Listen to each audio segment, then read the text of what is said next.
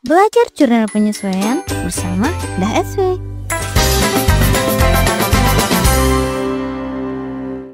Halo teman-teman semuanya, kembali lagi bersama aku Indah, tutor kalian hari ini. Nah, di video kali ini kita akan belajar terkait penyesuaian taksiran piutang tak tertagih. Nah, kita akan mengetahui bersama-sama kenapa sih alasan taksiran piutang tak tertagih itu harus disesuaikan. Coba simak baik-baik ya teman-teman, dan jangan lupa catat poin pentingnya. Dalam suatu kegiatan usaha, ada kalanya perusahaan tidak dapat menagih piutang kepada debitur. Untuk itu, perusahaan perlu membuat penyesuaian penghapusan piutang yang tidak dapat ditagih. Ada dua metode pencatatan penghapusan piutang, yaitu metode langsung dan metode tidak langsung atau cadangan. Untuk metode langsung, perusahaan mengakui kerugian penghapusan piutang jika piutang benar-benar tidak dapat ditagih pada akhir periode. Lalu, untuk metode tak langsung atau cadangan, pada akhir periode perusahaan membuat taksiran atas kemungkinan piutang yang tidak dapat tertagih walaupun belum dapat dipastikan bahwa piutang tidak dapat ditagih dengan jurnal penyesuaian sebagai berikut.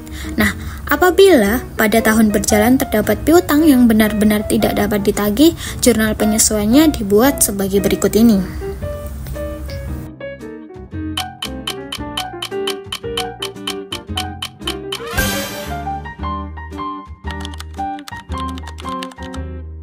Tadi kan udah ada contoh soal nih teman-teman. Nah, kali ini kita akan menghitung penyesuaian taksiran piutang tak tertagih menggunakan metode langsung yang menghitung piutang itu yang benar-benar bisa dihapuskan itu berapa gitu. Karena kalau metode langsung itu dalam soalnya itu biasanya sudah menyebutkan nominal piutang berapa sih yang bisa dihapuskan gitu. Nah, contoh tadi soal tadi yaitu saldo piutangnya kan sebesar 7.500.000.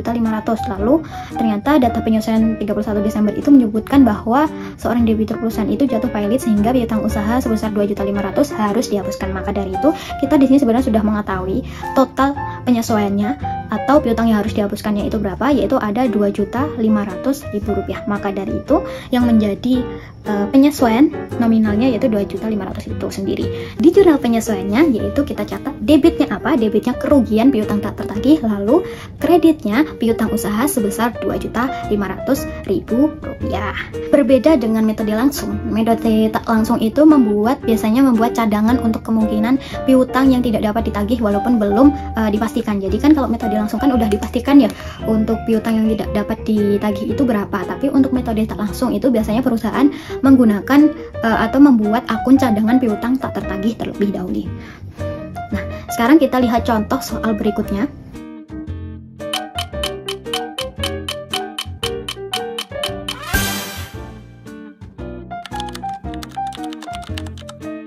Sekarang mari kita lihat contoh soal dengan metode tak langsung. Nah, di situ tadi kan sudah ada contoh soalnya yaitu saldo piutang usaha kan 27.500.000 rupiah.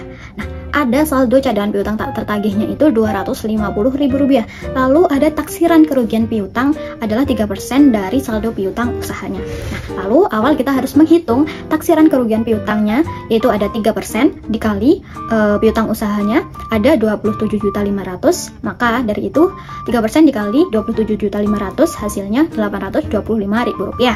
Namun karena terdapat saldo cadangan yang sudah ada sebesar 250.000 rupiah, maka dari itu taksiran kerugian piutang tadi 825.000 rupiah dikurangi dengan saldo cadangan sejumlah 250.000 rupiah. Jadi kerugian piutang tak tertagihnya yang perlu dicatat dalam jurnal penyesuaiannya yaitu 575.000 rupiah. Maka dari itu untuk jurnal penyesuaian untuk metode tak langsung adalah debit kerugian piutang tak tertagih sebesar 575.000 dan juga kredit cadangan piutang tak tertagih sebesar 575.000 rupiah. Kesimpulannya teman-teman, untuk metode langsung itu menghapus piutang yang tidak dapat ditagih, sementara metode tidak langsung itu membuat cadangan untuk piutang yang kemungkinan tidak bisa tertagih.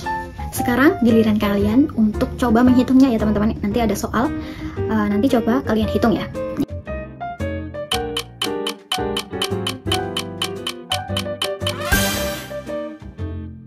Terima kasih sudah belajar bersama DSW. Semoga video kali ini bermanfaat dan sampai jumpa di video selanjutnya.